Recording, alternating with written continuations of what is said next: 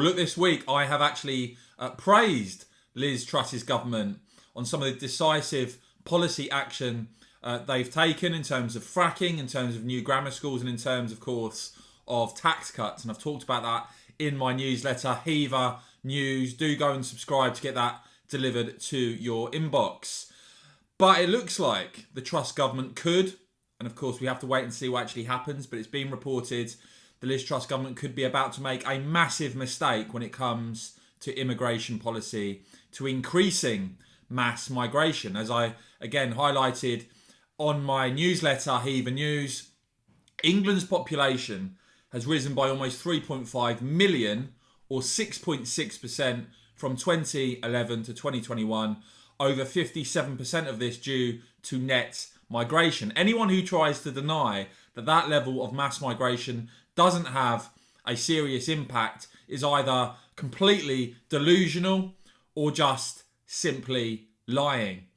We saw back in August it was revealed that more than 1 million UK visas were issued in a year, migration hitting a new high. And remember, it wasn't that long ago that Conservative leaders like David Cameron and Theresa May were pledging to bring net migration down to the tens of thousands, which seems to be an enormously sensible proposition to me. Of course, they couldn't deliver with the UK inside the EU with open borders.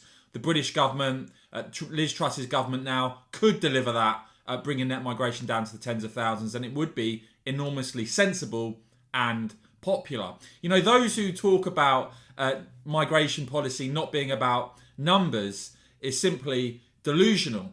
We've seen the impact when it comes to mass migration, for instance, on housing.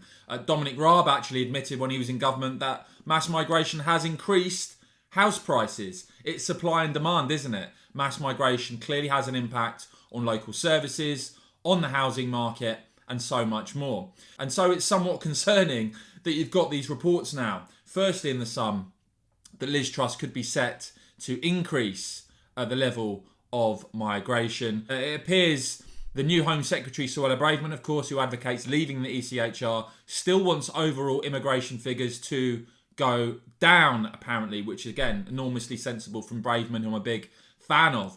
But this report in the Sun was actually backed up by another one in the Sunday Times with some more detail on this, that Liz Truss is actually facing a cabinet row over this. You've got the likes of Suella Braverman and Kemi Badenoch, as well as Mogg, with some resistance to this plan. A senior government source quoted by the Sunday Times is saying there is a view within the Treasury that migration is good for growth, and they're saying that is a view that appears to be shared by the PM and the Chancellor. But this government source saying we cannot tear up our immigration rules. People who voted for Brexit want to see controlled migration. Actually, I'd go further than that. I think the vast majority of people who voted leave want to see a reduction to the level of migration and actually want to see it brought down to that tens of thousands, as we saw Cameron and May pledge.